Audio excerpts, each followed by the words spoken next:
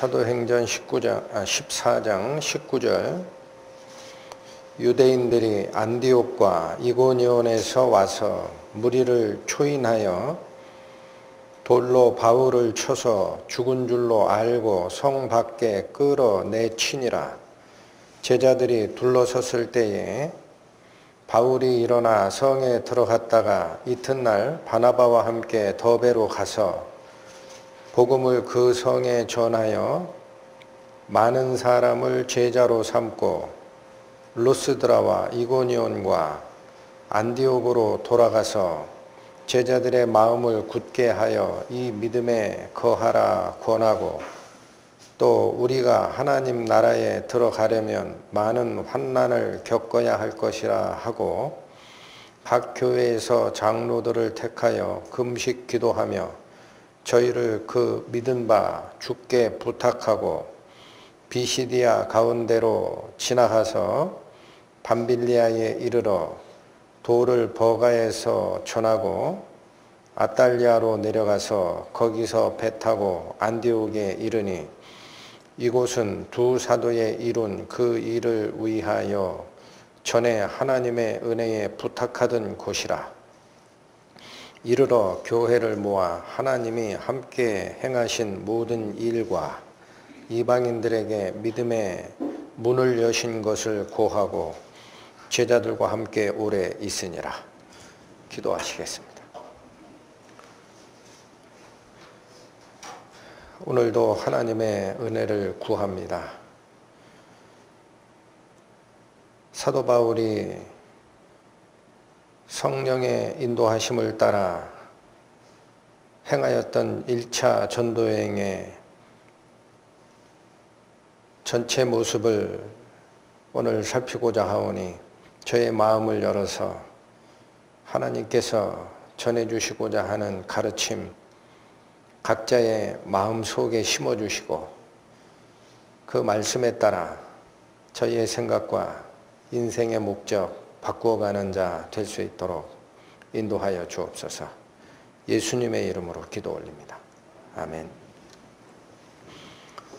오늘 읽으신 오늘 본문은 사도 바울이 1차 전도 여행을 이제 마지막으로 끝마치는 그 부분입니다. 그래서 전에 말씀드렸던 그것의 종합이기도 하고, 오늘 본문에는 지난주에 살피셨던 루스드라에서 나면서부터 안진뱅이 됐던 그 안진뱅이를 일으키자 이방 사람들이 이것은 제우스와 헤르메스가 사람의 모습을 쓰고 내려왔다라고까지 할 정도로 그렇게 열광하던 바로 그 사람들이 이제는 반대로 돌아서서 돌을 들어서 바울을 쳐 죽이기까지 하는 사건입니다. 그래서 이런 일이 왜 이렇게 일어나느냐라는 게 가장 중요한 핵심적 교훈인 것 같습니다. 19절 말씀 보시겠습니다. 유대인들이 안디옥과 이고니온에서 와서 무리를 초인하여 돌로 바울을 쳐서 죽은 줄 알고 성 밖에 끌어내쳤다라고 되어 있습니다. 그러면 이 사건은 누가 주도를 한 것이냐 하면은 안디옥과 이고니온에서 온 유대인들이 선동을 한 겁니다. 그리고 거기에 무리들을 초인하여 돌로 바울을 쳐 죽였다라고 되어 있는데, 이때 이 무리가 누구냐면 바로 안진뱅이 일으키는 기적을 보고 바나바를 제우스라 하고 바울을 헤르메스다라고 얘기했던 바로 루스드라의 그 사람들입니다. 그래서 오늘은 1차 전도여행의 마지막을 또 정산하는 개념도 있고 하니까, 여러분 지도 항상 말씀을 드리지만 지도 그러면은 머릿속에 하얗죠. 그래서 오늘 잠깐 준비를 했습니다. 그래서 요 슬라이드를 잠깐 보시면서 그동안에 이제 어떻게 진행이 됐는지를 살펴보도록 그렇게 하겠습니다. 바울과 바나바가 사역하였던 여기가 시리아 안디옥이에요. 여기 시리아라고 되어 있죠. 시리아 안디옥이고 성경적으로 얘기하면 수리아 안디옥이라고 하는 곳입니다. 여기가 안디옥 교회가 있던 데입니다. 그래서 거기서 파란색 화살표는 1차 전도 여행을 갔던 곳입니다. 그래서 이렇게 넘어와서 이게 구브로, 영어로는 키프로스라고 불리는 이 섬인데 이쪽에 도착해서 구브로 섬 전체를 통과하면서 유대인 회당에다가 복음을 전하고 여기가 이제 파포스라고 돼 있죠. 파포스. 이게 성경에선 바보라고 된 여기에서 누구를 만나느냐? 이 구브로 섬의 총독인 서기오 바울을 만나가지고 회심시키는 사건이 있었다 그랬죠. 그리고 나서 곧바로 배 타고 건너가서 요 버가라는 데가 여기입니다. 이 버가 지역에서 누가 돌아가죠? 다음 일정이 어떻게 됩니까? 했더니 여기가 타우로스 산맥에 막고 있거든요. 그러니까 여기를 넘어서 안디옥까지 간다라는 얘기를 했을 겁니다. 그러니까 바나바의 조카 생질인 마가가 그 부잣집 도련님이 도저히 못하겠다 해서 그대로 그냥 여기 안디옥으로 간 게 아니라 예루살렘으로 도망가 버렸어요. 그리고 나서 바나바와 바울이 요 산맥을 넘어서 비시디아 안디옥에 가서 복음을 전했는데 이때는 첫날은 모든 사람들이 다음 주에 한 번만 더 해주십시오 하고 부탁을 해서 그 다음 주에 와봤더니 이방 사람들이 이 성 전체 사람들을 다 끌고 온 거를 보고 유대인들이 갑자기 시기하기 시작합니다. 그래서 내쫓았죠. 그 결론은 바울과 바나바가 유대인들에 의해서 추방을 당합니다. 이때는 성내 유력자들과 귀부인들을 동원해서 바울과 바나바를 그 지경에서 내쫓았다라고 되어 있습니다. 그래서 어디로 갔느냐면 일로 갔죠. 그래서 이곳이 어디냐면은 이게 이고니온이에요. 이고니온. 자, 여기와 여기는 전도 과정이 여기도 유대인의 회당에 들어가서 여기도 유대인의 회당에 들어가서 말씀을 선포를 합니다. 그러니까 이 두 지역은 유대인들이 거주하던 지역이다라는 거예요. 유대인 회당이 있다라는 거는. 거기 들어가서 말씀을 전하는데 패가 나눴죠. 패가 나눠서 반은 바울과 바나바를, 반은 유대인들 말을 듣다가 나중에 이게 안 되겠다. 복음이 많이 퍼지니까 안 되겠다 해서 유대인들이 요 이고니온 성에 있는 관료들을 선동을 해가지고 아예 잡아 죽이자 그래요. 돌로 쳐 죽이자라는 모의가 확인된 다음에 역시 다시 여기서 떠나서 이쪽으로 내려옵니다. 그러니까 여기가 어디냐면 이게 루스드라예요. 그러니까 여기 지금 거리가 굉장히 길죠. 이게 한 160km 정도 된다고 합니다. 그러니까 이 길이는 우리 거리 척도로 하면 400리가 돼요. 그 여기 사이는 한 36km, 40km 잡으면 이게 한 100리 됩니다. 근데 이제 요 가까운 요 지역이지만 이 루스드라 지역에는 유대인 회당이 있다라는 얘기가 없어요. 그 왜 그러냐? 여기는 농촌 지역, 전원 마을 형태를 띄었기 때문에 유대인의 회당이 없어서 이방인들을 대상으로 전도하는 방법으로 이제는 말씀보다는 태생적 안진뱅이를 고치는 기적을 일으켰는데 그 사람들이 제우스와 헤르메스가 내려왔다라고 반기다가 오늘 지금 살필 게 바로 여기입니다. 반기다가 여기와 여기에서 유대인들이 여기까지 온 거예요. 지금 성경에 보면은 19절에 유대인들이 안디옥과 이고니온에서 와서라고 되어 있죠. 그때 그 안디옥은 여기를 얘기합니다. 시리아 안디옥이에요. 여기와 이고니온에서 루스드라까지 와서 그 사람들을 선동을 해서 다시 돌을 들어서 바울과 바나바를 여기선 바울이죠. 바울을 쳐 죽이도록 하는 일이 있었다라는 거고, 근데 여기서 바울이 살아나서 다시 여기가 더베입니다. 그 더베까지 가서 복음을 전하고, 여기 가만히 보시면 여기가 여기 보이시는지 모르겠는데 이게 타르수스라고 돼 있어요. 영어로. 이게 다소입니다. 다소. 여기가 어디예요? 바울의 고향이죠. 그러면 이렇게 힘써서 전도행을 했으면 자기 고향 거쳐 이렇게 가면은 안디옥이거든요. 근데 바울은 고향을 아예 갈 생각도 안 하고 다시 돌아갑니다.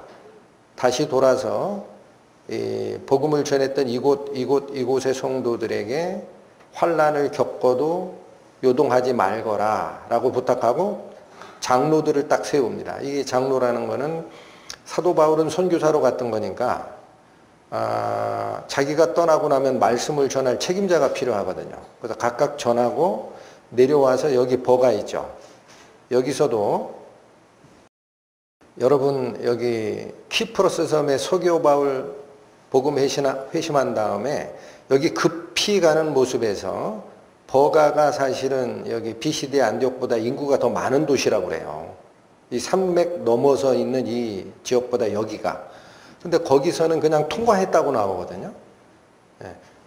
그래서 그거는 제가 말씀을 상고한 바로는 이 서교 바울이 자기 고향인 요 비시디 안디옥에 가족들을 생각해서 추천서를 써주고 빨리 가서 거기도 복음 좀 전해주면 안 되겠느냐 해서 그것이 연결돼서 빨리 간 모습이라는 말씀을 드렸습니다. 근데 이번에 돌아올 때는 전도를 다 했잖아요. 그러니까 돌아올 때는 바로 이 지역, 버가 지역을 놓고 가느냐? 그렇지 않습니다. 버가에서도 도를 전합니다.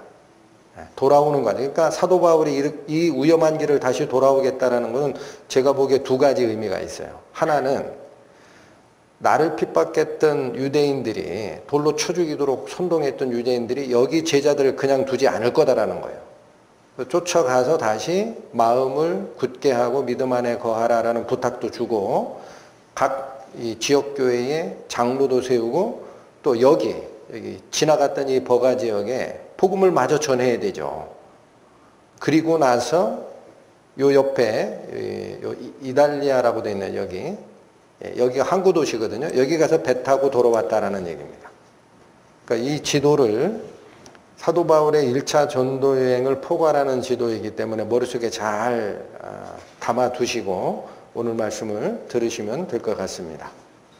자, 19절로 오시겠습니다. 사도행전 14장 19절. 유대인들이 안디옥과 이고니온에서 와서 무리를 초인하여 돌로 바울을 쳐서 죽게 만드는 사건이 있었다라는 얘기를 하죠. 그러면 먼저 우리가 살피고 싶은 것은 아까 지도에서 잠깐 설명을 드렸습니다만 안디옥과 이고니온 사이 거리가 400리예요. 머릿속에 지도 살짝 떠올리시고 말씀을 들어주십시오. 안디옥에서 이고니온까지가 400리 거리고 이고니온에서 루스드라는 바로 밑에 그러나 36km 대략 100리 정도 됩니다. 거기까지 와서 이 일을 했다라는 것은 안디옥부터 비시디의 안디옥에서부터 온 유대인이면 500리 길을 온 거예요. 그렇죠? 그 다음에 이고니온에서 왔다 하더라도 100리 길을 걸어옵니다. 이들이 왜 이렇게 만사 제쳐놓고 바울과 바나바의 복음을 막으려고 드느냐라는 거죠. 이게 보통 일이 아니거든요. 요즘 말로 얘기하면은 도시락 싸들고 쫓아다니면서 핍박을 하는 거예요. 그러면 이 모습은 저는 어디서 이거를 발견하게 된다라고 보느냐, 이게 과거 사도 바울의 모습이에요. 그렇잖아요. 지금은 하나님의 복음을 전하고 있지만 과거에 예수 믿는 자를 핍박할 때 바로 누구 모습이었다? 사도 바울의 모습이었다. 잠깐 한번 보실까요? 사도행전 8장 199페이지입니다. 사도행전 8장 3절을 보시면 사울이 교회를 잔멸할세, 이 잔멸이라는 것은 싹 쓸어서 죽이겠다라는 뜻입니다.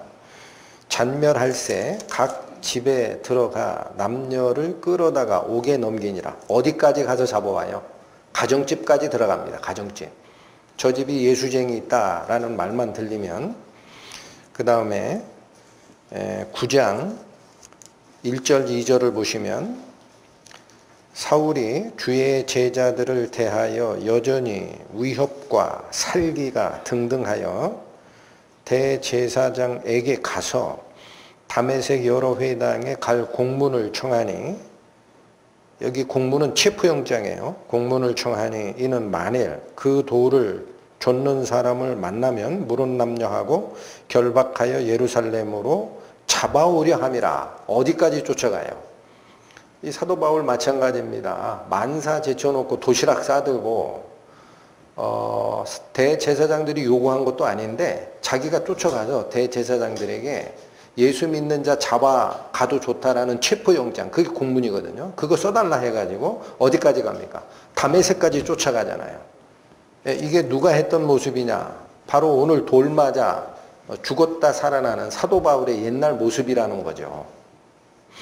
그러면 우리는 간단하게 굉장히 압축적으로 기록된 이런 말씀들이지만 여기서 어떤 사실을 우리가 발견하느냐?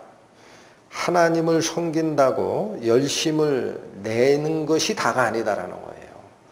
여러분, 사도 바울만큼 하나님을 열심히 섬긴 사람이 있습니까? 열심히 특심하여 오직 하나님은 한 분뿐이다라는 구약적 사고방식에 열심을 내던 사도 바울이, 아니 어떻게 하나님이 둘이야, 예수가 하나님이라고 그러면은 하나님이 둘인데 그럼 우리가 지금까지 믿었던 구약의 하나님을 모독하는 거 아니야? 라고 했던 그 사도 바울, 그 열심히 특심했지만 뭐는 몰랐기 때문에 예수 믿는 자를 잡아 죽이는데 앞장섰던 거죠.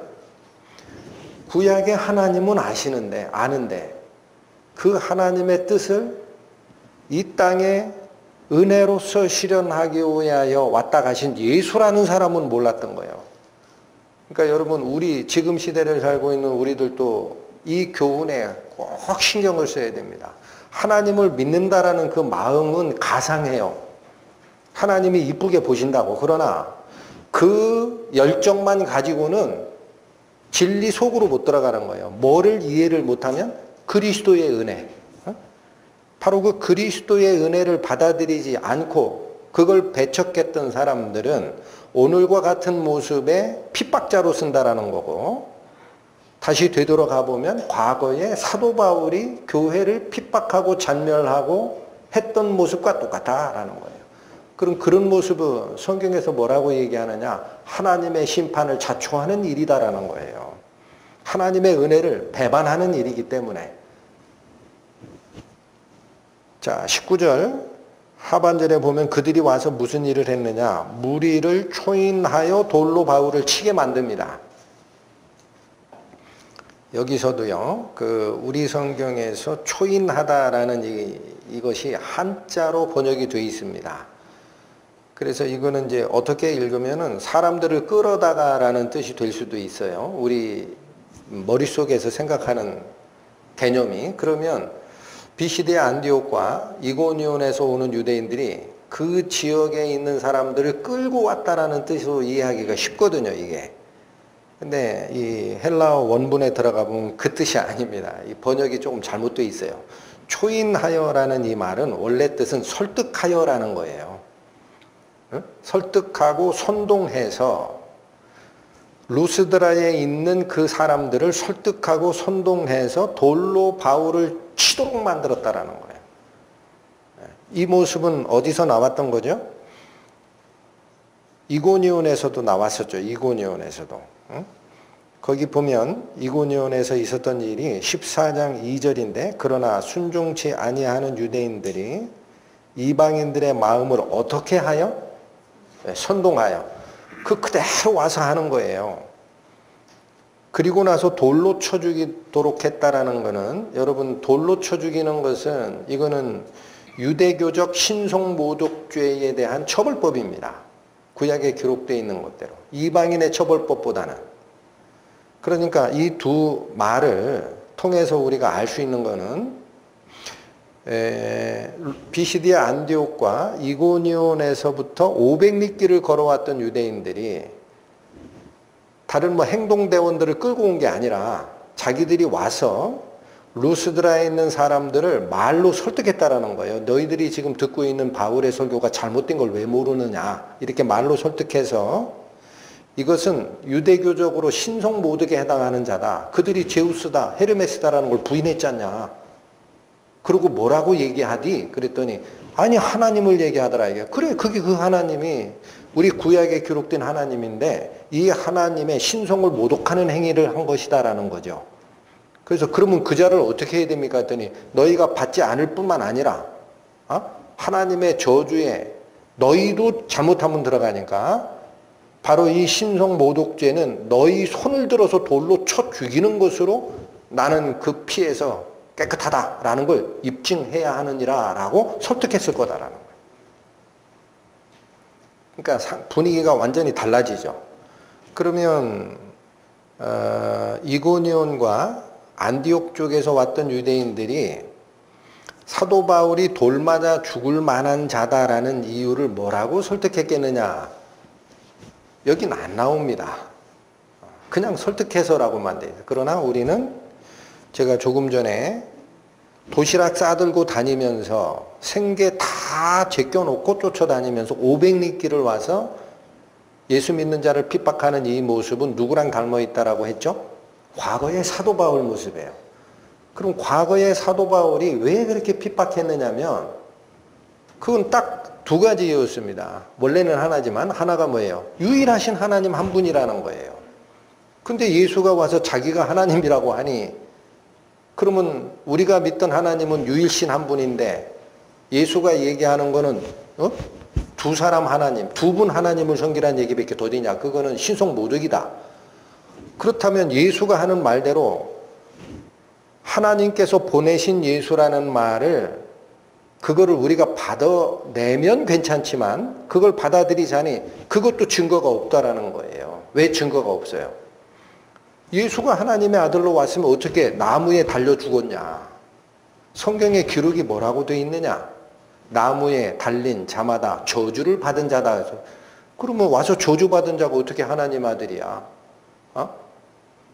나무에 달려 죽는 모습도 저주받은 모습일 뿐만 아니라 그가 주장하는 대로 유일신이 아니라 두 분의 신이 될 수가 없다. 그러니까 그 사람은 신성모독자다라는 얘기로 사도 바울이 과거에 갇혀 있었던 그 사고방식대로 이들이 와서 설득을 했을 거다라는 거예요.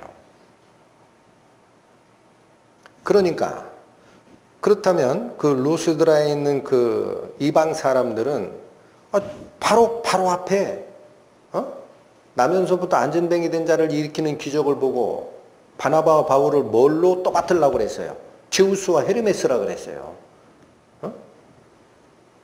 그런데 이들이 왜 돌아가느냐면 유대인들의 설득이 첫 번째는 유일신 하나님만 존재하는 거지 두 분의 하나님은 존재하지 않는다라는 거고 그렇다면 여기 내가 하나님의 아들이요라고 주장했던 예수가 진짜 하나님의 명령을 부탁을 받고 내려왔던 성자라는 아들 하나님이라면 왜 저주받아 죽었느냐 이 말에 이방 사람들 거기에 유대인의 회당이 없는 데죠. 루스드라는. 아시겠죠? 그러니까 구약 성경에 대한 지식이 없어요. 그러니까 그 두 지역에서 온 유대인들이 설명해 놓고 딱 증거를 하니까 그러네. 그러면 이들이 설파했던 것은 뭐냐 했더니 여러분 바로 위에 제우스와 헤르메스로 오해해서 제사하려고 할 때 그걸 막았던 바울이 한 얘기가 있어요. 우리가 전하는 것은 이걸 전하는 거다라고 한 얘기가 있어. 어디에요? 15절 가보세요. 15절. 가로되 여러분이 어찌하여 이런 일을 하느냐? 우리도 너희와 같은 성경을 가진 사람이라. 이제 잘 보십시오. 너희에게 복음을 전하는 것은 이 헛된 일을 버리고 누구에게 돌아오라? 천지와 바다와 그 가운데 만유를 지으시고 살아계신 하나님께로 돌아오라 함이라 라고 하더라라는 거예요. 바로 맞아. 바울도 하나님을 전하던데. 바울이 딴 걸 전한 게 아니다. 자기가 제우스라고 한 게 아니라 하나님을 전했다. 이게 천지 창조하신 창조주 하나님을 전했다. 그리고 나서 17절. 그러나 자기를 증거하지 아니한 것이 아니니 곧 너희에게 하늘로서 비를 내리시며 결실기를 주시는 선한 일을 해서 하나님이 존재하는 것을 보여줬다. 그 하나님을 증거하더라라는 거죠, 바울이.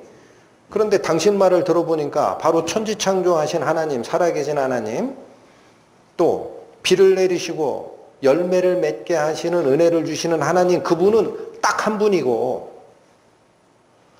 바울이 전하는 예수가 이 사람과 관계가 없다면 그러면 우리는 믿을 필요 없다라는 거예요. 이해가 되셨습니까?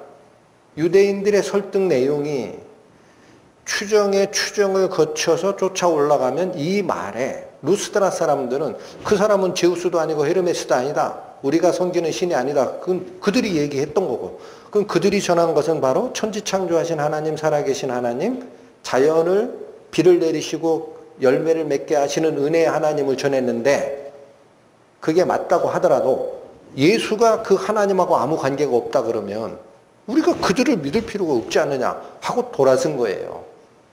그랬을 때 유대인들은 뭐라고 하느냐. 유대인들이 얘기보다도 그러나 그 루스드라 사람들이 아직 해결하지 못한 게 하나가 있습니다. 뭘까요? 그들이 진짜 이상한 사람들이라면 어떻게 걸을 가능성이 없는 나면서부터 안진뱅이 된 자를 일으켰느냐라고 물었을 거예요. 그게 그 성을 발칵 뒤집어 놨던 일이니까. 그랬더니 여기도 설명은 없습니다. 아마도 이 선동하러 온 유대인들이 얘기했을 거예요. 여러분, 예수께서 살아계실 때 귀신을 쫓아낸 일을 했습니다. 그런데 예수의 신됨을 부인하던 그 당시 바리새인과 율법사들이 예수의 귀신 쫓아내는 능력을 뭐라고 폄하했습니까? 저자는 귀신의 왕 바알세부를 심어서 저 귀신 이적을 행한다라고 하죠. 똑같이 얘기했을 거예요. 그거 있잖아, 그 마술이야. 원래 그 십자가에 죽은 예수도 있잖아, 살아있을 때 그런 일을 하다가 신성모독죄로 우리 대제사장들이 잡아 죽였거든. 그러니까 그 예수 전하는 바울이 일으킨 그 기적도 바알세불, 귀신의 왕 바알세불을 힘입어 한 마술이야. 그냥 너희들이 거기에 속으면 안 돼, 이렇게 얘기했을 거다라는 거죠. 어이쿠, 그러면 이방 사람들이 생각하는 게 그거예요. 그들도 신앙이 자기들이 다신을 섬기지만, 제우스든 헤르메스든 여러 신을 섬기지만 자신들이 섬기는 신의 반열과 반대편에 놓는 세력들이 있었다라고 합니다. 이방인들 맞아. 그게 뭐냐? 마술이에요, 마술. 이 마술사는 악령의 지배를 받고 있는 자다라는 생각이 이방인들에게도 있었어요. 그럼 우리가 들었던 바울이라는 게 이 하나님이 아니라 이 마술사 쪽이라는 거냐? 그러면 우리가 어떻게 해야 되느냐? 그랬더니 유대인들이 뭐라고 했을 거예요? 율법적 규례를 들어서 바로 그 하나님을 신성모독한 자는 어떻게 하나? 돌로 쳐 죽이면 된다라는 거예요. 그러면 너희의 죄가 없어진다. 그래서 여러분, 여기 어디서 돌로 쳐 죽였다라고 되어 있습니까? 19절에 돌로 쳐서 죽은 줄 알고 어디로 끌어내다가 버렸다? 성 밖으로. 그러니까 돌로 쳐서 이 사람을 죽이는 행동은 어디서 일어났던 거예요? 성 안이에요. 이 성 안이라는 곳이 어디입니까? 바로 바울이 복음을 전했던 곳이고, 안진뱅이로 고쳤을 때 그 백성들이 난리를 쳤던 그 장소 아니에요. 바울의 설교가 반포가 됐던 그 장소, 하나님의 기적이 일어났던 그 장소에서 돌로 쳐 죽이는 이 역사가 있었다라는 것은 사람의 마음이 어떻게 된 거죠? 180도로 바뀌어버린 겁니다. 그렇게 은혜롭게 바울과 바나바를 쫓아갔던 그들의 마음이 이제는 적으로 돌변한 거예요. 적으로. 이게 바로 영적인 대결 구도라는 겁니다. 지금 시대에도 있다라는 거예요, 여러분. 내가 하나님의 은혜, 그리스도의 은혜를 받아들이지 못하는 이유는 내 속에 뭐가 작용하고 있다라는 거예요? 내 생각을 예수 그리스도의 은혜로부터 반대로 돌이키고자 하는 사탄의 영향력이 존재하고 있구나라는 걸 꼭 아셔야 됩니다. 그래야 어떻게 하는 거예요? 내 머리로서 이게 맞나 저게 맞나 자꾸 따지는 거를 버리고 하나님께 기도하게 되는 거예요. 그때 하나님 정확하게 보여주십시오. 내가 뭐를 쏟고 있는지. 이런 기도를 해야 성경에 있는 말씀대로 뭐예요? 믿지 아니하는 세상 신이 믿지 아니하는 자의 마음을 혼미케 하여 그리스도의 복음의 영광의 광채가 비치지 못하게 함이 있다 그러잖아요. 이들이 거기에 빠져 들어간 겁니다. 20절로 갑니다. 제자들이 둘러섰을 때에 바울이 일어나, 자, 요 문장은 제자들이 성 밖에 내다버린 바울의 시체 주위에 둘러서서 그걸 일으켰다라는 게 아니에요. 그러니까 제자들이 죽은 시체를 어떻게 처리할까라고 가 있는 그 상태에서 제자들의 손이 아니라 스스로 일어났다는 거예요. 이건 하나님의 기적입니다. 근데 이렇게 살아난 바울이 그 뒤에 행보가 참 우리 상식과 안 맞아요. 왜 그러냐면 그렇게 살아났으면 아이고 빨리 도망가자 그래야죠. 돌로 치던 자들 어딨냐? 그거 저쪽 동네로 갔다 가자. 그리고 우리 반대로 가자. 이렇게 해야 되는데 일어나 어떻게 돼 있습니까? 성으로 들어갔습니다. 그 성 안에 누가 있는 거죠 지금? 바로 그들이 있잖아요. 돌 들었던 무리들이. 여러분 유대인들은 갔을 수 있어요. 죽은 줄 알고 확인했으니까. 500리길 왔으니까 빨리 가야지. 근데 이 일을 행한 자는 선동자는 유대인들이지만 돌을 들어 친 자는 누구라는 거죠 지금? 루스드라에 있는 그 무리예요. 그들은 거기 성에 있어요. 살아 있어요. 근데 왜 성으로 들어가냐 이거야. 죽을 곳으로 찾아 들어가는 모습이죠. 갔다가 이튿날 바나바와 함께 더베로 갔다라고 되어 있습니다. 그래서 저는 여기 성경이 워낙 압축적이고 설명을 안 해주세요. 근데 나중에 바울이 더베까지 가서 복음을 전하고 자기 고향 가까운 고향 다소를 거쳐 안디옥 교회로 돌아가면 되는데도 불구하고 뒤로 돌아가는 이유를 살피다 보면은 자기를 죽이려고 했던 성으로 다시 들어가는 바울의 모습은 아마도 내가 하나님의 은혜를 다시 전하리라라는 생각을 가지고 또 돌아간 것 같아요. 돌로 내가 침을 받았지만 루스드라에 다시 복음을 전하겠다고 또 돌아간 거예요. 죽으러. 그런데 이튿날 바나바와 함께 더베로 가니라라는 이 표현은 들어가서 하룻밤 묵으면서 바나바가 설득한 것 같아요. 바울 여기서 그만합시다. 하나님의 은혜가 딴 데도 있지 않습니까? 다음 기회에 합시다. 그래서 바나바와 함께 더베로 가기를 결정한 것 같다. 21절 봅니다. 복음을 그 성에서 전하여, 여기서 얘기하는 그 성은 어디죠? 더베입니다.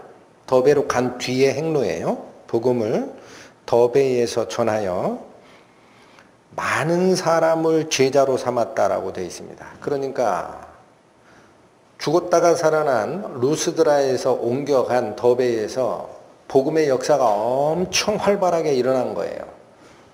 제자로 삼았다라고 되어 있고, 여기서는 유대인들의 핍박 얘기가 있어요, 없어요? 더베 지역에서는 없어요. 간단해요. 반절이야, 반절. 딱 이렇게만 기록을 해 놓습니다. 그래서 저는 이제 추정하기를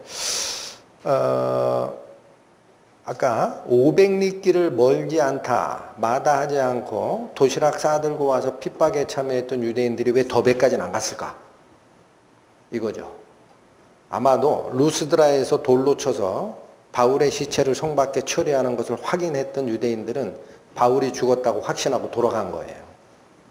그러니까 더베 지역에 가는 이 바울의 행로를 모르는 겁니다. 그러니까 거기서는 방해가 없이 많은 사람이 제자로 돌아오는 일이 있었다라고 아주 간단하게 끝냈습니다. 이게 더베 지역까지 복음이 전해진 거예요. 그러면 아까 지도 기억하시죠? 그러면 자 여기 지도 봤던 걸로 생각하시면은 BCD 안디옥에서 160km, 400리길을 오면 이고니온이고 거기서 밑으로 100리길쯤 내려오면 루스드라인데 여기서 다시 한 120km 정도 가면은 여기가 더베입니다. 여기까지 복음 전하면은 여기서 조금만 가면 자기 고향이고 그 밑으로 쏙 내려가면은 안디옥이에요. 근데 바울이 어떻게 해요 지금? 21절 다시 읽어보세요. 복음을 그 성에 전하여 많은 사람을 제자로 삼고 루스드라와 이고니온과 안디옥으로 돌아갔다라는 거예요. 여기 다시 보세요. 더베에서 거꾸로 가는 겁니다. 루스드라로 다시 가요. 돌 맞아 죽을 뻔했던데. 그 위에 이고니온으로 다시 가.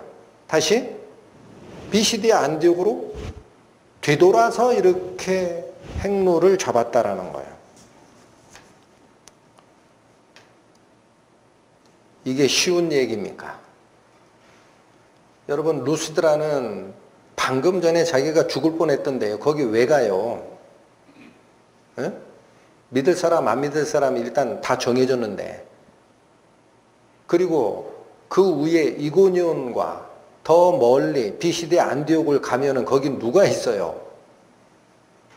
500리길을 마다하지 않고 바울을 잡아 죽이겠다 쫓아왔던 유대인들이 거기 있잖아요. 그 거기를 왜 돌아가느냐 이거야. 왜? 살해자의 소굴로 왜 다시 가느냐? 성경은 함구를 합니다. 너무나 압축적이에요, 이 부분이. 그러나 우리는 바울의 마음이 이런 겁니다. 복음을 전한 사도 바울의 마음 속에는 하나님의 그리스도의 은혜로 구원을 받은 그 형제는 나와 피를 섞은 형제보다도 더 친한 사이라는 거예요. 그들을 위해서 내가 목숨인들 아까우랴. 근데 가만히 생각하니까 자기를 돌로 쳐 죽였던 이 핍박이 현재 그들을 내가 무시하고 그냥 안디옥으로 간다면 그 핍박이 이들에게 그대로 올 거고, 그러면 그들이 하나님의 복음을 루스드라 그 백성처럼 다 팽개쳐버리고 다시 세상으로 돌아가면 어떻게 하느냐. 바로 그 형제들의 신앙을 생각하는 사도 바울의 사랑이 자기의 안전보다도 형제를 돌아보는 사랑으로 돌리게끔 했다라는 것. 여러분, 데살로니가 전서 이런 사도 바울의 생각이 드러난 구절이 있습니다. 데살로니가 전서 2장 보시죠. 신약 330페이지입니다. 데살로니가 전서 2장 8절 보시면, 우리가 이같이 너희를 사모하여 하나님의 복음으로만 아니라 우리 목숨까지 너희에게 주기를 즐겨함은 너희가 우리의 사랑하는 자 됨이니라. 사도 바울의 평소 마음이에요. 자기가 전한 복음을 깨닫고 예수님의 동생뻘이 된 자들, 여러분 교회에서 형제 혹은 자매라는 그 표현은 있잖아요. 우리끼리 형제 자매라는 뜻이 아니에요. 예수 그리스도가 큰 형님이시고 그의 피를 받아 거듭난 우리는 큰형 되시는 예수님의 동생들이라는 뜻입니다. 그래서 우리가 주님과 형제라는 거예요. 이 피를 나눈 형제지간이 됐다라는 거예요. 그러니까 내가 내 목숨까지 내어주기를 뭐가 아깝겠느냐라는 사도 바울의 마음이 다시 되돌아가면서 그때 개척했던 교회의 성도들의 신앙을 공고히 하는데 자기 목숨을 걸었던 겁니다. 다시 오늘 본문으로 돌아오시겠습니다. 22절, 제자들의 마음을 굳게 하여 이 믿음에 거하라 권하고, 또 우리가 하나님의 나라에 들어가려면 많은 환난을 겪어야 할 것이라 하고, 여러분 돌아가서 제자들을 만나 다시 부탁하는 그 사도 바울의 부탁이 두 가지입니다. 두 가지. 하나는 뭐냐? 그들의 마음을 굳게 해서 이 믿음 안에 꼭 거하라라는 거예요. 루스드라 사람들처럼 그렇게 배반하는 일이 없도록 하자. 그건 사람의 생각으로 이 배반의 여부가 결정되는 게 아닙니다. 여러분, 제자들의 마음을 굳게 하여 이 믿음을 잡으라 그러질 않죠. 표현이 좀 다릅니다. 이 믿음 안에 거하라라는 거예요. 그러니까 우리가 예수 그리스도를 믿는 믿음은요, 내가 가진 의지 때문에 예수님을 내가 신뢰하는 단계가 아니에요. 여러분 이거 잘 기억해야 됩니다. 그건 내가 하나님께 드린 마음이에요. 그럼 이 믿음이 변하지 않게 되려면 이 믿음이 예수 그리스도 안으로 들어가는 단계까지 되어야 합니다. 다시 얘기하면 예수님께서 나에게 예수라는 나는 누구다라는 믿음을 주셨어야 돼요. 이게 연결이 돼 있어야 돼요. 하나로. 아시겠죠? 그러니까 예수 그리스도의 믿음, 이 믿음 안에 거하는 것이 유일한 방법이라는 거예요. 네가 버팅기려고 버텨지는 게 아니다. 믿음 붙들려고 붙들어지는 게 아니다. 그건 너의 의지일 뿐이지. 예수님이 붙들어주지 않으면 안 돼. 그러니까 너는 반드시 그 믿음 안에 거하라. 이게 첫 번째 부탁입니다. 그래야 핍박이 믿음을 버리는 루스드라 사람처럼 그렇게 일이 배반자로 돌아가지 않겠죠.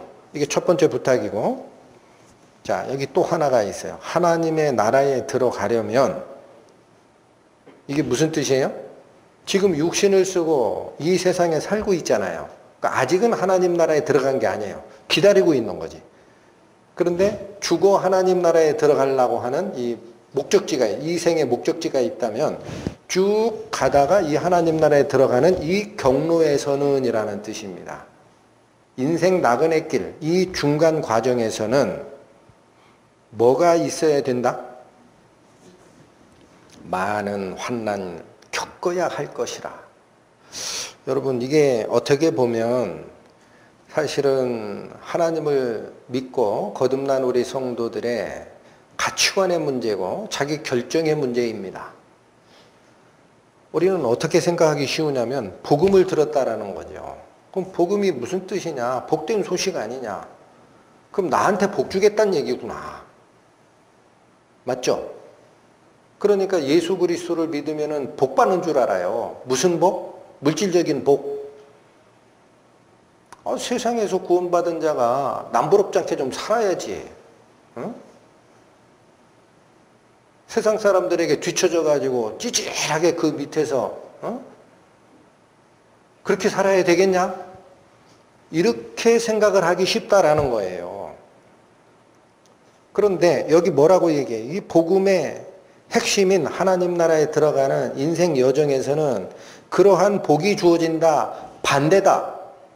반대로 하잖아요. 환난을 겪어야 되는데 그 한두 문제 아니에요. 많은 환난을 겪어야 된다. 그럼 여러분 복된 소식과 복된 소식을 받은 당신의 백성이 왜 환난을 겪냐? 이거는 안 맞는 거잖아. 복음을 수용을 한 사람들이 하나님을 믿겠다, 예수 그리스도를 믿겠다, 복음을 내가 수용한 사람들이 복을 받아야 되는데 왜 환난이 기다린다라고 하느냐 이거예요. 이런 문제들이 각 성도들의 인생 과정에서 해결됐어야 합니다. 해결되어야 하고 반드시.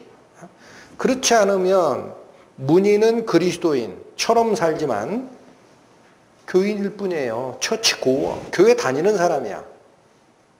하나님의 약속과 은혜를 믿는 빌리버, 신자가 아니에요. 거기서 머무는 거야. 같은 공간에 같은 시간에 예배 장소에 있다 하더라도 누가 알아요? 아무도 몰라요. 마음속을 들여다보는 사람이 없으니까. 본인은 그래서 어떻게 되느냐? 본인이 이걸 점검하고 내가 진정 이 환난을 기뻐하는 단계에 가 있느냐? 자기 점검을 하라라는 거예요. 그렇다면 여러분 일단 사도 바울이 죽음을 무릅쓰고 다시 리턴해서 자기가 걸어왔던 길을 되밟아 돌아가면서 성도들에게 하나님 나라에 들어가려면 많은 환난을 겪어야 한다라는 이 말을 하는 것은 누구 생각입니까? 누구 생각입니까? 바울 생각입니까? 에? 사도행전 9장 보세요. 사도 바울의 바로 이런 손에 의해서 기록된 성경 말씀들을 사도 바울의 생각이라고 자기도 모르는 사이에 은연중에 그렇게 생각을 하다 보면은 하나님의 신성과 성경의 거룩함이 사라져요. 사도행전 9장 15절 보십시오. 사도 바울이 핍박자로 다메섹으로 가다가 부활하신 예수님을 만났을 때 예수께서 하신 말씀이 있어요. 사도행전 9장 15절 16절 주께서 가라사대 가라 이 사람은 내 이름을 이방인과 임금들과 이스라엘 자손들 앞에 전하기 위하여 택한 나의 그릇이라. 그가 내 이름을 위하여 해를 얼마나 받아야 할 것을 내가 그에게 보이리라 하시니. 이게 어느 때 이 말씀을 주신 거죠? 부활하신 예수님께서 사도 바울에게 나타나고 눈멀게 한 다음에 또 아나니아라는 형제한테 예수님께서 나타나셔가지고 뭐라고 하느냐면은 네가 가서 집가라 하는 거리로 가면 그 안에 어느 집에 사울이라는 자가 기도하고 있을 거야. 그러니까 가서 안수해서 그 눈을 뜨게 하고 보게 해줘. 이렇게 하나님이 명령을 하는데 예수님이 아나니아가 무슨 반론을 피는 거예요. 예수님 그 명령 이상합니다. 제가 듣기로는 사도 바울이라는 자는요. 예수 믿는 자라고 하면은 눈에 띄는 족족 잡아다가 죽이는 자였고 여기 다메섹에 온 이유도 예수 믿는 자를 잡으러 왔다는 소식을 제가 들었는데 왜 그 사람 눈뜨게 만들어야 돼요? 장님 됐으면 잘 됐네. 이제는 못 잡으러 다니겠지. 그렇게 얘기하는 것을 예수님이 생각을 바꿔주는 거예요. 그래도 가라 이거예요. 내가 너를 사울에게 보내서 눈을 뜨게 하는 것은 내 뜻이다라는 거예요. 가라. 이 사람 즉 사울은 내 이름을 이방인과 임금들과 이스라엘 자손들 앞에서 전하기 위해서 택한 바 나의 그릇이니까 내가 택한 그릇이니까 내가 쓰겠다라는 거야. 그러니까 네가 이러쿵저러쿵 얘기하지 말고 너는 시키는 일이나 해. 가. 그리고 너 자꾸 얘기하는 거 있지. 사도 바울이 자꾸 잔해했다. 예수 믿는 자 잡아주겠다. 그건 옛날이야. 내가 얘를 바꿀 거야. 그게 뭐예요? 16절이에요. 뭐냐? 그가 내 이름을 위하여 해를 얼마나 받아야 될 거를 내가 그에게 보일 거니까. 그럼에도 불구하고 사도 바울은 나를 쫓을 거야.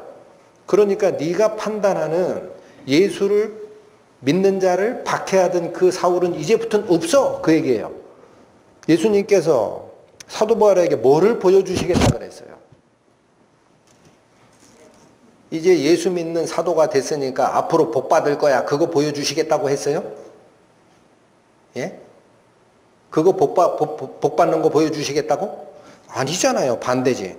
그가 내 이름 때문에 여기 해라고 되어 있는 건 고난이에요. 고난. 고난을 얼마나 받아야 될지 내가 다 보여줄 거야. 그래도 이 사도 바울은 나를 따를 거다. 내가 그냥 그 사람 원치도 않는데 사도 바울이 원치도 않는데 마음대로 내 그릇 삼는 게 아니야. 이 사람아. 아나니아야. 그 사람 생각이지. 걔의 회심을 이끌어낼 거다 이거요. 네 앞에 이런 고난이 있다. 그래도 네가 나를 따르겠느냐. 이걸 내가 보여주고 그로부터 무릎 꿇는 회개를 통해서 내 사도를 삼는 거야. 여러분 그러니까 구원받은 후에 복음을 전하면서 얼마나 많은 고난을 받을지를 누가 가르쳐준 거예요? 예수님께서 처음에 사도로 부르실 때 알려준 거예요. 이 길은 고난의 길이다. 그래도 갈래? 가겠습니다. 저를 지옥의 형벌에서 구원하신 거 하나만 해도 저는 나머지 인생 저는 죽고 예수 안에서 다시 사는 자로 제가 살겠나이다 하는 바울의 고백을 예수께서 받아내시는 겁니다. 그러니까 여기 이 말은 하나님 나라에 들어가려면 많은 환난을 반드시 겪어야 된다라는 것은 사도 바울의 사상이 아니에요. 누구 사상이에요? 예수님께서 선언하신 거예요. 진짜 복음을 쫓아가는 자는 고난이 있습니다. 그래서 바울은 이 확신을 로마서를 쓸 때에도 분명하게 설명을 합니다. 로마서 8장 가보세요.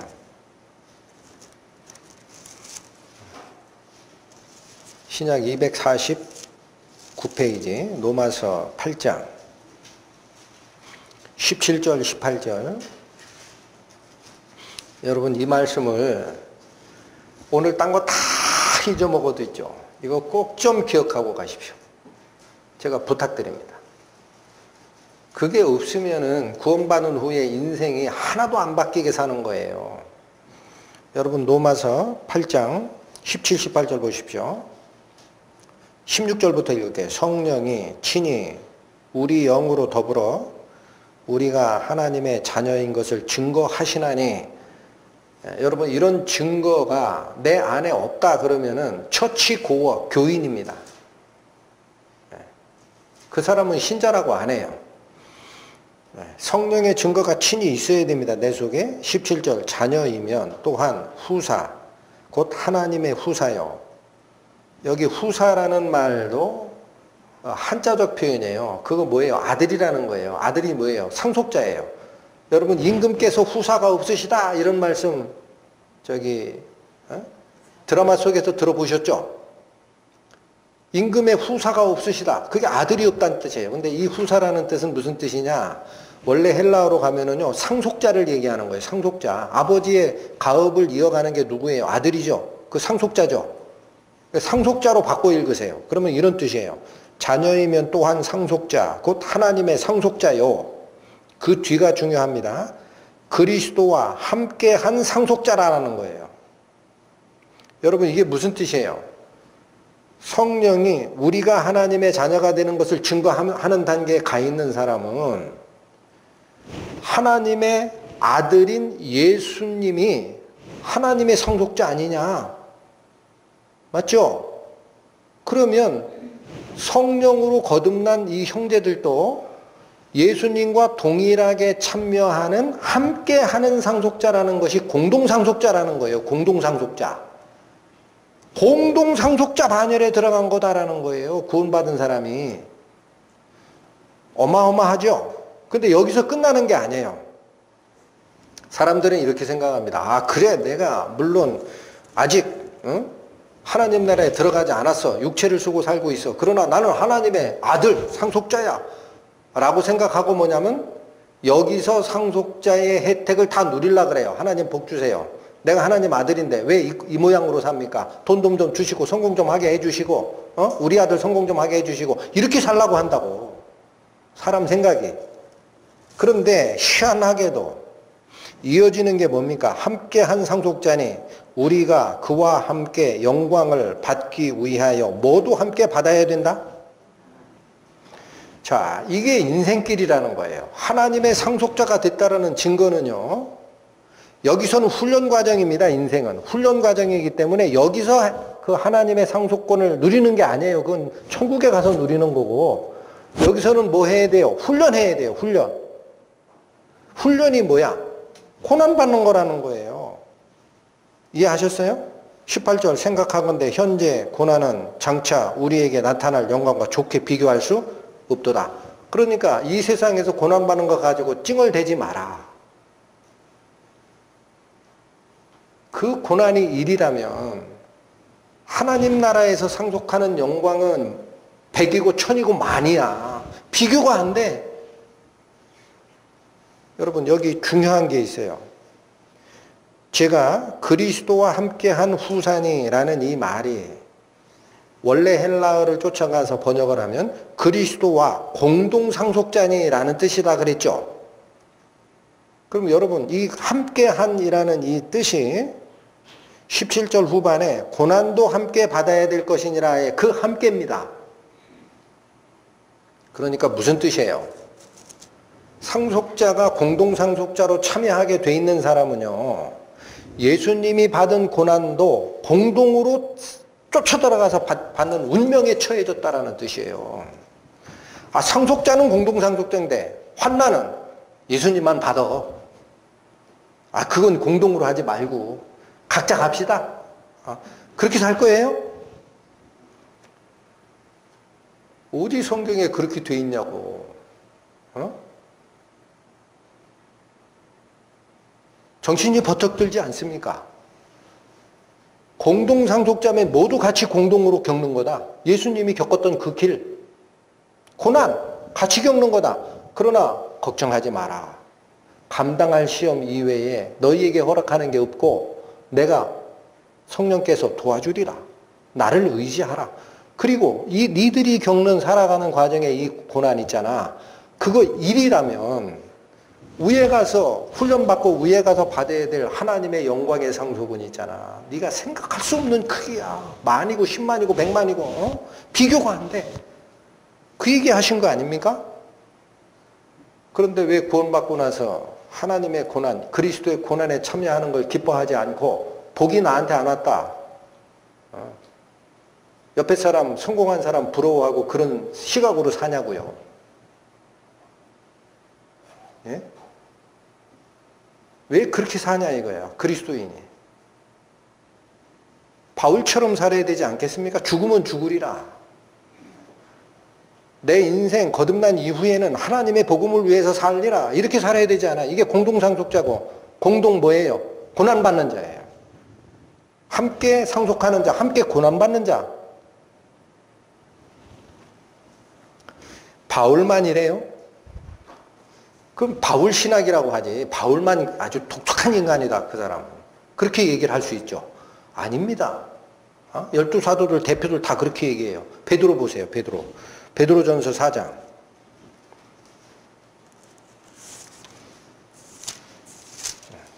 신약 382페이지입니다. 베드로전서 4장 12절 13절 말씀입니다.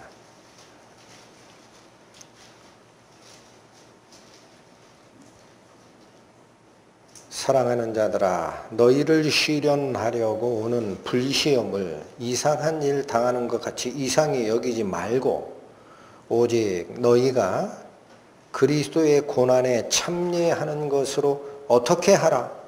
즐거워하라. 이는 왜 그렇게 거꾸로 즐거워해야 되느냐 하면 그의 영광을 나타내실 때에 너희로 즐거워하고 기뻐하게 하기 위해서, 다시 얘기합니다. 그리스도 하나로 연합된 자는요, 그리스도의 기쁨에 참여하는 거예요. 공동상속자로. 근데 뭐부터 연합이 되는 거예요? 그리스도께서 육신을 쓰고 살아계셨을 때 영광 누렸습니까? 고난을 받으셨습니까? 같이 연합되는 거예요. 그러니까 너희를 위해서 오는, 여기는 환난을 시련하려는 불시험이라고 얘기를 합니다. 이게 무슨 뜻이냐면요, 우리가 구원을 받아도 육체가 가지고 있는 속성, 인생의 목적, 이게 섞여 있어요. 불순물이. 근데 이게 불순물이 다 빠진 완전한 정금으로 재련되기 위해서는 이천도 이런 도가니에다 넣고 정련하는 거예요. 그래야 불순물이 싹 빠지고 순금만 남지. 그게 시련의 불이라는 거예요. 시련의 불. 너희 속에 있는 잡다한 생각들 다 빼내기 위해서 하나님께서 이 땅에서는 뭐를 주신다? 환난과 시련을 주신다라는 거예요. 베드로만 또 그래요? 야고보는 안 그래요? 야고보 가보세요. 야고보서 신약 371페이지입니다. 신약 371페이지 야고보서 1장 2절에서 4절 보십니다. 내 형제들아, 너희가 여러 가지 시험을 만나거든 온전히 기쁘게 여기라. 여기 의심하라 그랬어요. 100% 아멘 하라. 그렇게 얘기하셨습니까? 온전히 기쁘게 여기라. 이는 너희 믿음의 시련이 뭐를 만들어내요? 인내를 만들어내는 줄 너희가 알미라. 인내를 온전히 이루라. 이는 너희로 온전하고 구비하여 조금도 부족함이 없게 하려 함이라. 아까 베드로가 얘기한 말씀과 똑같죠? 우리를 시험하려 오는 시련, 이 불시련을 꼭 기억하라. 우리 속에 있는 불순물이 있는 상태는 우리는 온전한 상태가 아니에요. 그리스도의 형상을 닮아가는 사람이 아닙니다. 닮긴 뭐 닮아요? 속에 여전히 세상을 향한 욕심 가지고 사는 거지. 그러나 그런 것이 완전히 없어져서 온전하고 조금도 부족함이 없는 상태가 되려면 시험을 만났을 때 기쁘게 여기고 그 시험이 믿음의 시련이 인내를 만들어내면서 내 속에 있는 잡다한 생각들이 다 없어지는 거예요. 불에 타듯이. 계속 하나님만 바라보는 시선으로 내가 바뀌어간다라는 거예요. 아멘 하십니까? 세상적인 물질 복 받으려고 교회에 나오신다 그러면은 생각 바꾸십시오. 그러니까 지금 한국교회 교단에서 설교되는 설교 말씀 중에 복 받기 위해서 하나님은 복 주시는 분이고 예수 믿으면 복 받는다라는 설교는 전부 가짜입니다. 이유가 그걸 좋은 은혜의 말씀이라고 옆에 듣고 있는 사람도 참 불쌍한 분들이고요. 어디 성경에 그렇게 돼 있어요. 공동상속자의 반열에 들어가고 싶으냐? 어디에도 같이 참여하는 거다. 공동고난자 같이 참여하는 거다. 예수 그리스도와. 이게 하나님의 공의라는 거예요.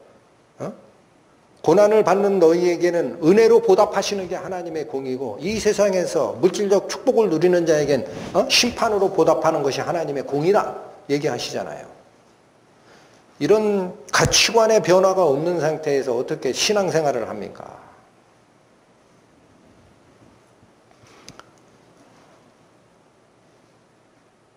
여러분, 바울의 구원받고 나서 성령을 쫓고 또 고난을 수용하는 그 길을 가는 사람도 있고, 그렇지 않습니다. 이제 성공을 좇고 재물을 가진 사람을 부러워하는 이 두 가지 갈림길에서 바울은 경고의 말씀을 또 주십니다. 디모데후서 보십니다.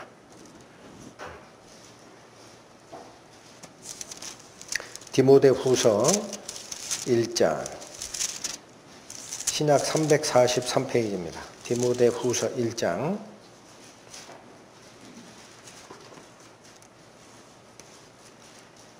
8절 말씀입니다. 그러므로 내가 우리 주의 증거와 또는 주를 위하여 갇힌 자 된 나를 부끄러워 말고 오직 하나님의 능력을 주차 복음과 함께 고난을 받으라. 여러분, 여기도 좀 압축적으로 번역이 돼 있어서 느낌이 잘 안 옵니다. 8절의 말씀은 이런 뜻이에요. 그러므로 내가 우리 주의 증거와, 이 말은 예수님이 우리를 어떻게 살리셨다라는 복음의 말씀을 전하는 일을 얘기하는 거예요. 복음 전도사의 일, 예수의 증언을 대신 전하는 그 일, 그 예수님의 복음과 그런 뜻입니다. 또 하나는 그 예수를 위해서 감옥에 갇힌 자 된 나, 바울, 이거를 부끄러워하지 말라라는 거예요. 여러분 아시겠죠? 그럼 왜 이런 얘기를 디모데후서에 사도 바울이 쓰느냐면, 사도 바울이 이게 바로 죽기 전입니다. 사도 바울의 유언서라고 해요. 로마 감옥에 2차 투옥이 돼서 이제는 로마의 그 노마시 대화재 사건을 네로 황제가 이건 그리스도인의 짓이다라고 뒤집어 씌운 다음에 크리스천에 대한 핍박이 오는 이 순간 사도 바울이 로마 감옥에서 풀려났다가 다시 재소감되는 거예요. 여기서는 풀려날 희망이 없어요. 이제는 로마 정권이 완전히 바뀌었어. 뒤집어 씌웠기 때문에 죄를. 그래서 죽을 걸 알아요. 아는데도 불구하고 디모데, 자기의 하나님 안에서 내 아들 된 사랑하는 아들이다라고 표현하는 디모데에게 뭐를 부탁하는 거냐면, 이런 상태를 보면서 너는 어떻게 생각하냐라는 거예요. 이런 거예요. 지금 시대로 살고 있는 우리 크리스찬에게 주는 메시지로 바꾸면은, 구원받고 나서 여전히 새빵 살고 여전히 하루 먹을 거 하루 일을 찾아 나가야 되고, 당연히 그 환경에서 자란 내 아들들은 좋은 대학 못 가고 하는 그 모습, 그거 부끄럽냐? 그런 얘기예요. 사도 바울이 하나님의 복음을 전하든 예수 그리스도의 복음을 전하든 이방인의 최고의 사도면은 떳떳하게 살아야지 왜 감옥 속에서 죽기를 기다리고 있냐? 이 모습이 부끄럽냐? 네가 보기에 부끄럽냐? 그러면 예수 그리스도의 복음을 증거하는 그 복음도 부끄러운 거야. 근본이 그런 거야. 디모데에게 경고하는 게 그거 아니에요. 예수님의 증언, 예수님의 복음을 전파하는 이 일, 이게 부끄럽더냐 너에게. 또 그 일을 전하다가 주를 위하여 갇힌 자 된 나, 로마 감옥, 로마 제국의 감옥 속에 다시 재주감돼서 죽기만을 기다리는데 내 모습이 그렇게 이상하게 보이냐? 그거 부끄럽게 여기지 마라라는 거예요. 왜 부끄럽게 여기지 말아야 됩니까? 공동상속자의 반열에 들어간 자는 모두 같이 받는 거니까 예수님의 고난과 똑같은 공동 고난을 겪어내는 거니까 이게 당연한 거다. 이걸 부끄럽게 여기지 마라. 그리고 어떻게 하라? 오직 이것만 하라. 이것만. 오직 하나님의 능력을 좇아. 그렇습니다. 우리가 환난을 겪어 이겨내는 이유는요, 내가 잘나서가 아니에요. 나를 보호하시는 하나님의 능력이 함께 하시기 때문에 가능합니다. 그러니까 그 뒤를 졸졸졸 쫓아가면 복음과 함께 고난을 받는 일도 겪어낼 수 있다.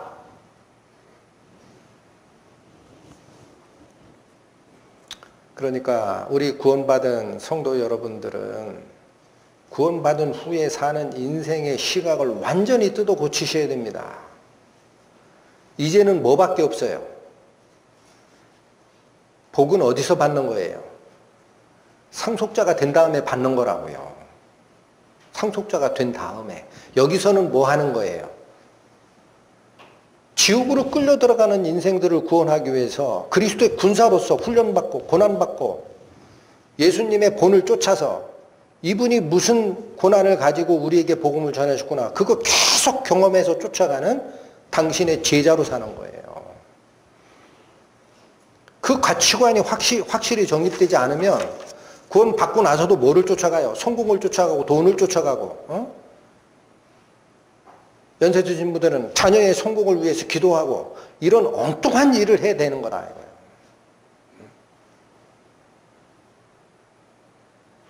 여러분 이게 복음이라는 거예요. 성경을 정확하게 읽으시라고. 오늘 본문으로 다시 돌아가십니다. 사도행전 14장 23절입니다. 이제 자기가 왔던 길을 되돌아가면서 환난이 필요한 이유를 설명을 했다. 이게 22절이라면 23절은 이제 사도 바울이 선교사로서 역할을 마치고 안디옥 교회로 돌아가게 되면 그 각 지역 교회는 이런 가르침을 줄 자가 없으면 안 됩니다. 그래서 23절은 장로를 세웁니다. 23절 각 교회에서 장로들을 택하여 금식 기도하며 저희를 그 믿은 바 주께 부탁하고. 여러분 여기 신약 성경에서 이 장로라는 거는요, 이거를 낱말로 이렇게 쫓아가는 분들은 이 설교를 조금 부족하게 하는 경우를 제가 많이 봤어요. 이 장로라는 거는 엘더라는 거예요. 엘더가 뭐예요? 영어로 나이 든 자. 그러니까 여기 장로 세웠다라는 거는 교회에 직분 맡은 자를 세운 게 아니다라고 얘기하는 분을 봤어요.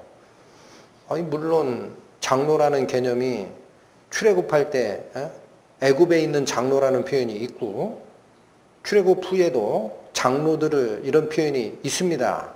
근데 그때는 당연히 나이 든 자를 얘기하는 거였고 경험 많은 자, 조언하는 자를 그렇게 불렀던 거예요. 그러나 신약교회에 들어와서 장로라는 것은 그런 뜻이 아닙니다. 그렇게만 얘기하면 나이 많은 사람 세웠다라는 거예요. 왜 세워요 그러면? 그분들이 서면은 외부로부터 오는 핍박에 대해서 막아낼 수 있습니까? 여러분 장로라는 거는 신약교회에 들으면은요 교회의 인도자 대표자들을 얘기합니다. 사도행전 11장 보십시오. 208페이지 29, 30절 사도행전 11장 29, 30절 제자들이 각각 그 힘대로 유대에 사는 형제들에게 부조를 보내기로 작정하고 이를 실행하여 바나바와 사울의 손으로 누구에게 보내니라? 여러분 이거 아시죠? 우리 말씀 상고한 지 얼마 안 됐어요. 예루살렘 교회가 기근과 핍박으로 힘들다 하니까 안디옥 교회에 있는 바나바와 바울이 힘 닿는 데까지 헌금을 걷어가지고 예루살렘 교회에 전달하는 과정입니다. 29 제자들이 각각 그 힘대로 유대에 사는 형제들에게 부조를 보내기로 작정했다 얘기해요. 도와주는 돈. 그런데 그 전달 과정에 30절 뭐라고 해요? 이를 실행하여 바나바와 사울의 손으로 누구에게 보냈다? 누구에게 보냈다? 장로들. 이게 예루살렘에 있는 12사도와 교회 대표자에게 보냈다라는 뜻이에요. 그럼 그 사람들이 나이가 많다, 노인이 됐다라는 뜻입니까? 교회 대표자 인도자를 얘기하는 거죠. 나이 고하를 막론하고 교회의 대표자를 얘기할 때, 인도자를 얘기할 때 장로라는 말이 쓰여져요. 여기 말고도 또 있습니다. 사도행전 20장 보세요. 223페이지. 223페이지. 사도행전 20장 17절. 바울이 3차 전도여행을 끝마치면서 예루살렘에 올라가면은 체포될 것을 성령이 알려주셨어요. 그래서 3차 전도여행을 끝내면서 에베소 지역을 통과하는데 밀레도라는 그 항구 도시에서 위로 에베소까지 갔다 오는데 시간이 없으니까 절기를 맞춰서 예루살렘에 가고 싶었던 거예요. 그러니까 사람을 보내서 에베소 지역에서 3년 동안이나 가르쳤던 자기 제자들이 있어요. 이들을 다 장로라 그래요. 그들을 밀레도로 불러내서 마지막 부탁의 말씀을 하는 장면인데 17절 바울이 밀레도에서 사람을 에베소로 보내요. 누구를 청하였다라고 돼 있어요. 이 장로들이 나이 많은 사람을 청했다라는 얘기가 아닙니다. 뒤에 보면은 사도 바울이 길러낸 당신의 제자들이에요. 교회의 교역자들로 세워놨던 당신의 제자들이라고. 25절 가세요. 보라, 내가 너희 중에 왕래하며 하나님 나라를 전파하였으나 지금은 너희가 다 내 얼굴을 다시 보지 못할 줄 아노라. 성령께서 알려주셨다 이게. 체포될 거다. 그러니까 내가 가르쳤던 제자들에게 마지막 부탁을 하러 가노라. 이게 장로들을 불렀다는 뜻이에요. 여기 25절 보면은 이 장로들이 누구라는 거예요? 너희 중에 왕래하며 하나님 나라를 전파했던 나의 가르침을 받은 나의 제자들이다라는 거예요. 28절 너희는 자기를 위하여 또는 온 양떼를 위하여 삼가라. 이건 조심하라. 성령이 저들 가운데 너희로 무엇을 삼고? 감독자를 삼고 하나님이 자기 피로 사신 교회를 치게 하셨느니라. 그러니까 신약교회에서 얘기하는 장로는요, 나이의 개념을 넘어버린 거예요. 그게 아니라 옛날 구약시대에는 나이 들고 경험 많은 사람들이 조언하고 백성들을 끌고 가는 역할을 했어요. 그래서 그 엘더라고 표현을 한 게 맞아요. 그러나 신약교회에 오면서는 이 직함이 어떻게 바뀐다? 교회의 인도자, 말씀 전하는 자, 이런 직분으로 바뀌는 거예요. 사도 바울이 교육했던 자기의 제자들을 뭐라고 불러요? 17절에서는 장로를 불렀다라고 해요. 장로들. 에베소에 있는 장로들을 불러냈다. 그 다음에 25절에, 28절에서는 뭐라 그래요? 감독자를 삼았다 그러죠. 그러니까 신약교회에서 장로라는 것과 감독이라는 것은 사실은 직분이 아니라 교회를 책임지고 말씀으로 꼴을 먹여 나르는 교역자를 얘기하는 같은 뜻의 단어로 쓰이고 있다는 거죠. 자, 그래서 다시 오십니다. 본문 14장 23절에 각 교회에서 장로를 택하여, 이 말은 사도 바울이 돌아갔을 때 그 교회를 말씀으로 인도할 자를 각 교회마다 세웠다라는 거예요. 무책임하게 간 게 아니에요. 그런데 이 장로들은 어떻게 하면 그 장로의 역할을 할 수 있느냐? 금식 기도하며 저희를 그 믿은 바 주께 부탁하는 역할 안에서 제대로 쓰는 겁니다. 여러분, 금식 기도가 가지는 의미가 뭐예요? 육체의 양식을 끊는 겁니다. 장로들이 이제 해야 할 일은 육체의 양식을 위해서 성도를 이끌러 가지 말아라는 거예요.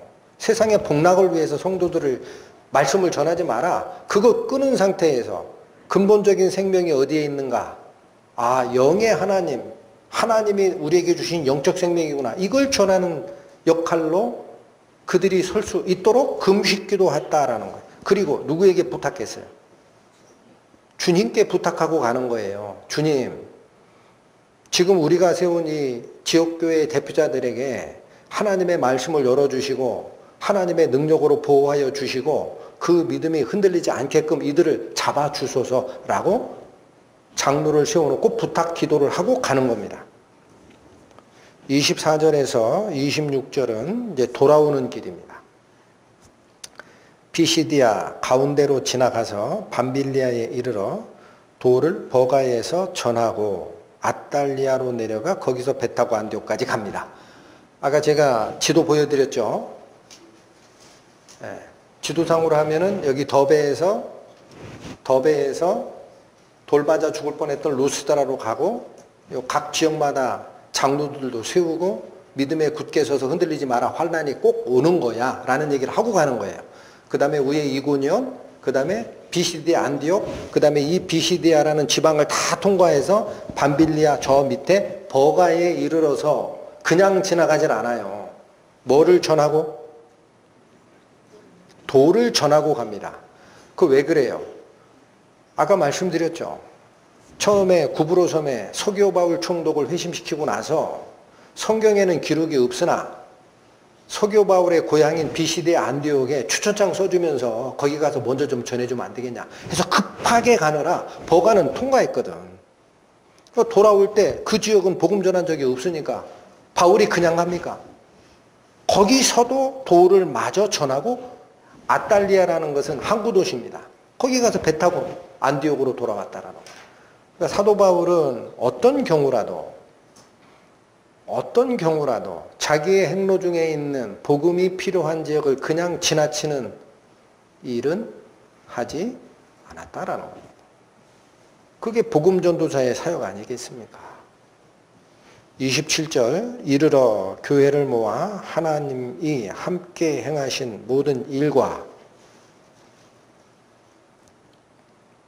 26절 마저 읽어야 되겠네요. 반만 읽었습니다. 거기서 배 타고 안디옥에 이르니 이곳은 두 사도의 이룬 그 일을 위하여 전에 하나님의 은혜에 부탁하던 곳이라. 이게 무슨 뜻이에요? 이 안디옥은 시리아 안디옥이에요. 안디옥 교회가 있었던 곳. 안디옥이 명칭이 두 개인 거예요. 여기가 시리아 안디옥이면 여기는 비시디아 안디옥이에요. 응? 그러니까 안디옥까지 왔는데 이 안디옥을 뭐라고 표현하느냐? 이곳은 두 사도가 이루어낸 그 일, 이게 복음의 역사입니다. 바나바와 바울이 이루어냈던 복음의 역사, 이 일을 위해 전에 하나님의 은혜를 부탁했던 바로 그곳이다.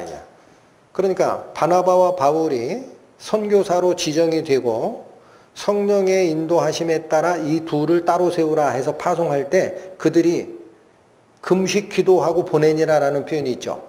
그럼 그 금식 기도의 대상이 뭐였다라는 거예요? 하나님, 바나바와 바울 이 두 형제를 보내오니 하나님의 은혜가 이들을 이끌어가 주시기를 기도합니다. 이렇게 기도했던 거다라는 거예요. 그러니까 선교가 성공하는 것은 사람의 능력입니까? 하나님의 은혜, 그리스도의 은혜가 함께 하기를 했던 그 기도의 결과입니까? 어느 쪽이 맞아요? 기도의 결과라는 거예요. 그러니까 사도 바울은 서신서를 쓸 때마다 꼭 무슨 기도를 부탁합니까? 또 하나 나를 위하여 기도할 것은 하나님의 말씀이 열려서 내 입으로 옳게 복음을 증거하게 해주십사 라고 기도를 해달라 하잖아요. 이 기도를 받고 갔던 사도 바울은 아는 겁니다. 하나님의 역사가 어떻게 일어나는지. 27절 이르러 안디옥에 이르러 교회를 모아 이제 선교 결과 보고를 합니다. 교회를 모아 하나님이 함께 행하신 모든 일과 이방인들에게 믿음의 문을 여신 것을 보고를 했다. 자, 여기도 우리 성경에는 하나님이 함께 하신 모든 일과 라고 되어 있죠. 여기서 한 단어가 사실은 번역 과정에서 빠졌습니다. 뭐가 빠졌느냐? 하나님이 다음에 그들과 라는 것을 집어넣어야 돼요. 헬라어에 있어요. 이게 완전히 달라집니다, 뜻이. 자, 27절을 우리 개역 성경의 번역대로 그냥 읽으면 안디옥에 이르러 교회를 모아 하나님이 함께 하신 모든 일과 이방인들에게 믿음의 문을 여신 것을 보고를 했다라고 할 때 하나님이 함께 하신 것이라고 하니까 바로 위에 있는 26절 두 사도가 이룬 그 일을 26절은 그렇게 표현했어요. 두 사도가 이룩한 그 일을 하나님이 함께 해서 도와주신 것을 보고했다라는 얘기가 되잖아요. 문맥이 그쵸?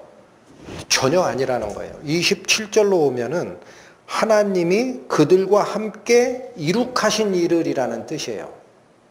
그러니까 여기선 주어가 누구예요? 하나님이에요. 헬라어의 구문에 들어가 봐도 하나님이 주격입니다. 그들은 소유격이에요.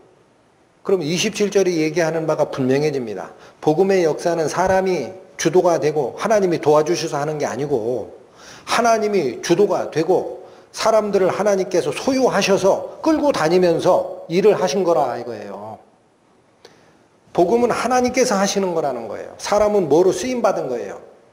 생명수가 통과되는 파이프라인으로, 구약적 성경적 개념으로는 물을 담는 그릇으로 나를 하나님께 소유로 바친 것뿐이지 일을 하시는 분은 누구다?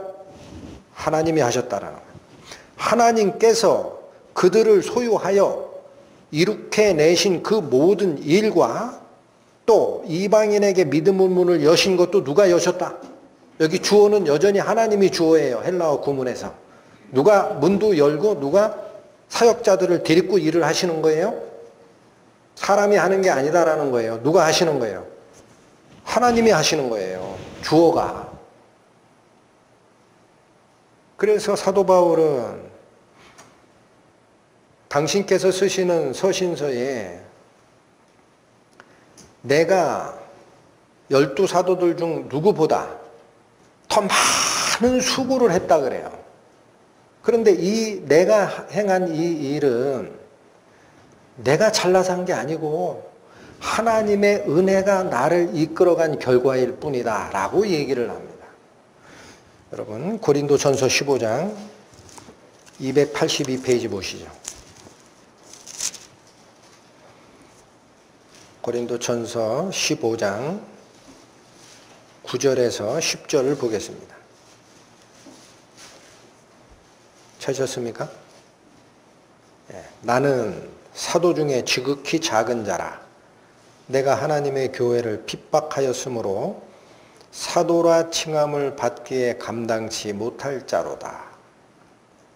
사도 바울이 처음에 선언하는 것은 자기가 사도로 선택을 받았다라는 거예요. 예수님께서. 그러나 나는 사실은 하나님의 교회를 핍박하는 자 편에 섰던 자이기 때문에 사도의 자격이 없었다라는 거예요. 지옥 갈 자였다라는 거예요. 지옥 갈 자. 그런데 10절 그러나 나의 나 된 것은, 이 말은 사도 바울이 지금 현재의 사도 바울 사도가 된 것은, 사도의 직분을 맡게 된 것은 그런 뜻이에요. 나의 나 된 것은 하나님의 은혜로 된 것이라는 거예요. 그러니까 내가 자격이 있어서 된 게 아니라 하나님께서 나를 용서해 주시고 은혜를 베풀어 주셨기 때문에 사도라는 직분으로 옮겨온 것이다 라는 뜻입니다. 또 이어지기를 내게 주신 그 은혜가 헛되지 아니하여, 이 말은 사도가 될 자격이 없는 자, 핍박을 했던 그 자를 하나님의 은혜로 용서하시고 사도로 옮겨주신 게 하나님의 은혜라고 그러잖아요. 그럼 이 하나님의 선택이 잘못됐느냐라는 거야. 하나님이 잘못된 선택을 했느냐? 아니다. 하나님의 은혜가 헛되지 아니하여서, 즉 나를 사도로 삼으신 그 은혜가 모든 것을 내다보시는 하나님과 그 능력 안에서 정확하게 이루어져서 헛되지 않아서 내가 모든 사도보다 더 많이 수고하게 됐다라는 거예요. 그러니까 여러분, 자격 없는 자를 불러서 사도를 삼으시는 것도 하나님의 은혜예요. 그런데 그 은혜가 그 사도 바울이 다른 모든 사도들보다 더 많이 일하게 하는 것도 하나님의 은혜라는 거야.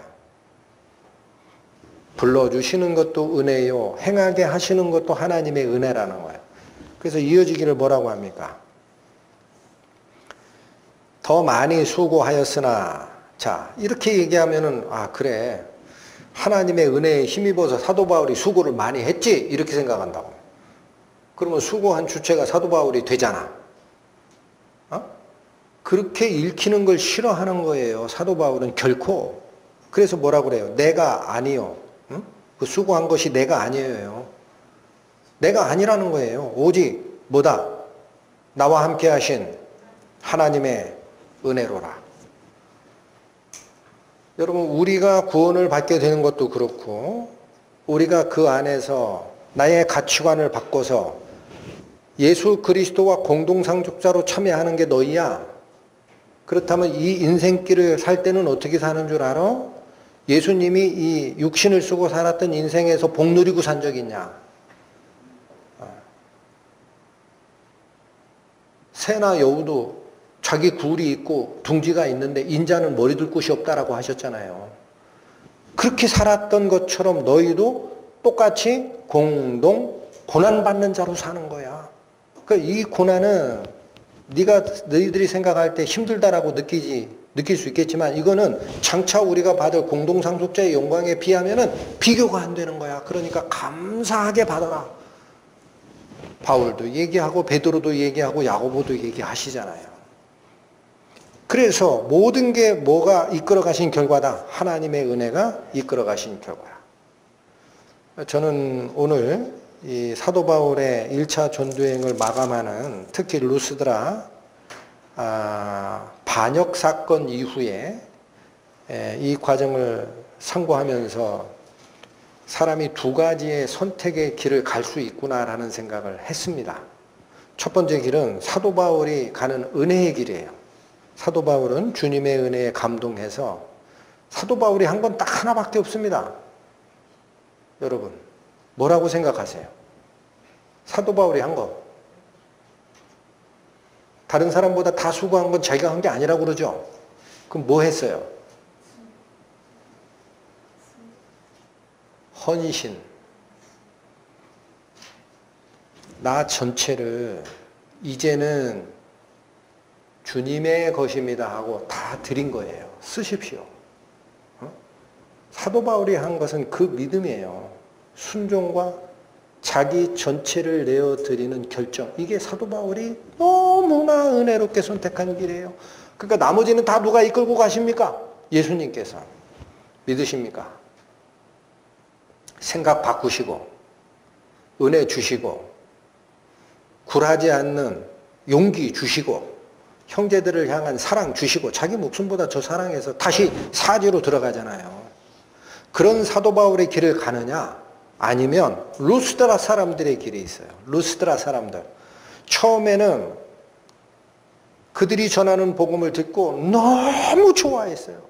자기들이 알고 있는 최고의 신 제우스의 명령을 전하는 전령의 신 헤르메스가 사람의 모습을 하고 왔다 라고 온 성이 들퍽들퍽 하던 그 사람들이 옆에서 이상한 말 하나를 딱 듣고 나서 그 사람들 필요 없네. 유대인들이 와서 하는 얘기가 유일하신 하나님하고 이 예수는 다른 자라고 하네. 그러면 이들이 왜 루스다 사람들 얘기입니다. 왜 바울에게 돌 던지는지 아세요? 그냥 놔둬도 되잖아. 아니면 아닌 거지. 다신교 믿는데 뭐 문제가 돼. 어? 루스드라 사람들이 왜 그렇게 열광하던 사도 바울에게 돌을 던졌느냐라는 거예요. 왜? 그 마음에 뭐가 있기에? 루스드라 사람들이 바라보는 거는요. 이방신을 섬기는 자들이 머릿속에 가지고 있는 바로 그 생각이었어요. 여러분 이방 사람들이 왜 뭘 만들어 놓고 거기 절하고 합니까? 내가 정한수 떠놓고 빌면 이 빈 것에 10배, 100배 나한테 뭐 달라? 복 달라고 하는 거예요. 응? 내가 가서 복채를 하나 내면 그것에 10배, 100배에 해당하는 뭐를 달라? 복을 달라. 그러니까 세상을 창조하고 비를 내리시고 결실기를 주시는 하나님의 은혜, 이 얘기를 했을 때 그렇구나 그랬는데 그 은혜를 주는 자하고 예수가 다르다고 하니까 예수 믿어봐야 남은 인생에서 내 인생에 무슨 복 받겠냐? 필요 없네. 내가 괜히 했네. 그래서 돌 던지는 거 아닙니까? 복음을 들었을 때 기뻐하지만 그 후에 사는 삶이 여전히 뭐를 쫓아간다면 내 인생의 복락과 성공과 물질과 좋은 차와 좋은 집과 좋은 직장을 쫓아간다면 루스드라 사람의 길을 가는 거 아니에요. 사도 바울은 어느 길을 선택했어요? 공동상속제에 참여하기 위해 모두 같이 겪어야 된다. 공동고난자로 참여해야 된다. 이것을 다 받아낸 자입니다. 우리 말씀사랑교회 성도 여러분들도 저를 포함해서 오늘 주시는 이 가르침 속에서 인생의 목적을 재정비하시고 반드시 하나님의 은혜에 이끌림을 받는 자 되도록 기도하는 성도가 되기를 마지막으로 원하면서 기도하시겠습니다. 하나님 아버지 감사합니다. 저희가 분명 하나님의 영광의 나라를 상속받을 자임에 틀림이 없으나 그러나 하나님께서 경고하신 게 있습니다. 그 영광을 받기 위해서는 고난도 함께 받아야 할 것이니라. 그 고난은 너희를 미워서 주는 고난이 아니라 너희 속에 들어있는 잡다한 자기 생각과 가치관을 버려라. 그것을 빼내 순전한 순금으로 만들기 위한 시련의 불이라는 말씀을 받습니다. 저희가 하나님께서 선포하시는 이 말씀을 듣고 마음을 여는 자 되게 하여 주시고 그 말씀들이 저희 마음밭에 심겨서 싹이 나고 하나님의 생명이 역사하는 자로 이 세상에 마지막 때를 살기를 원하오니 주여 저희의 이 바람을 아름답게 받아주시고 인도하여 주옵소서. 예수님의 이름으로 기도 올립니다. 아멘.